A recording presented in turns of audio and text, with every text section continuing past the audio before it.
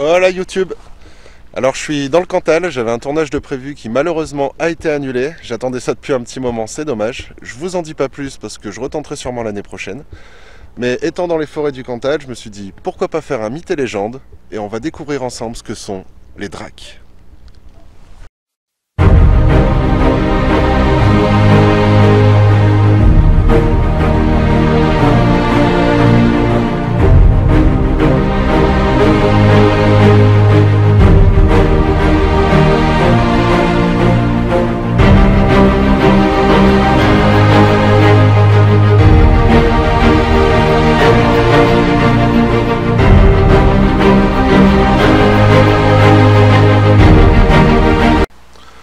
Selon les régions, le drac est soit un diablotin au corps fluide et transparent, espiègle, cherchant toujours à tourmenter les laboureurs et les pâtres. Sinon, c'est soit un lutin, qui est généralement désagréable mais pas forcément malfaisant. Et pareil, il cherche toujours à jouer des tours aux humains, soit dans leur maison, ou alors en excitant le bétail la nuit, en réveillant les bergers, en faisant des grands tapages. Et ici, surtout, ils aimeraient tresser les crinières et les queues des chevaux. Donc voilà, ça c'est pour ce qui est du Cantal. Et justement, dans le Cantal, les légendes et les contes mettant en scène des dracs sont très populaires et datent même de l'ère gauloise. Le drac avait sa retraite près des fontaines et des bosquets silencieux. Il se reposait le jour et agissait la nuit, cherchant quelques bons tours à jouer. On disait aussi qu'un bruit curieux du vent, c'était son rire malfaisant. Et si par hasard vous rencontriez un drac, il se métamorphosait en loup pour vous faire peur.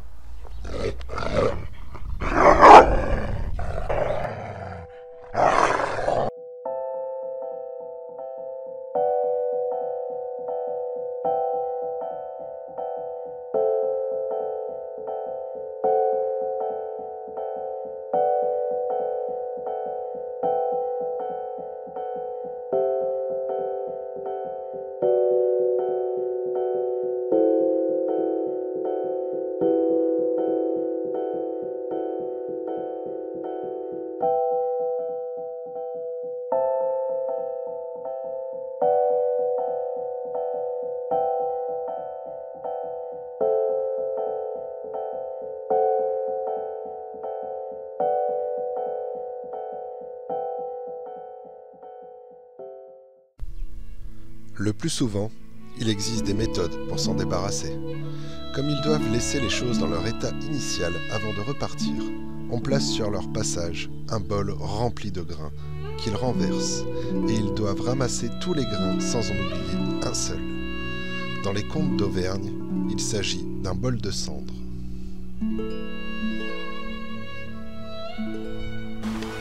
C'est une tâche fastidieuse qui les dissuade bien évidemment de revenir.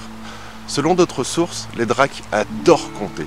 Il suffirait donc de mettre des objets sur leur chemin afin de les occuper. Ou de faire, comme dans un conte très populaire du Cantal, comme ce paysan rusé qui dit au drac qu'il était le fils des étoiles et que toutes lui appartenaient. À ce qu'on dit, le drac est encore en train de les compter.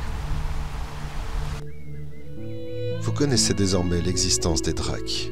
Après, libre à chacun d'y croire ou non. Mais si, dans la nuit, vous entendez le bétail s'agiter, ou que vous retrouvez des chevaux tressés, ne vous demandez plus pourquoi. Laissez un bol de cendres devant chez vous, et surveillez bien le périmètre de votre maison. Hasta luego!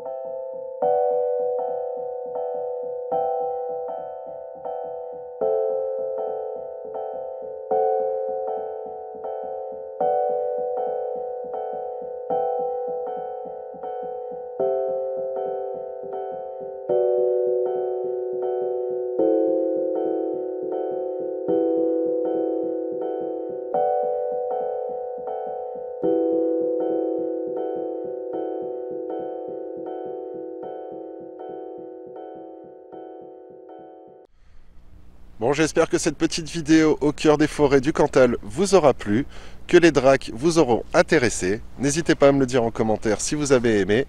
Et en attendant, hasta luego!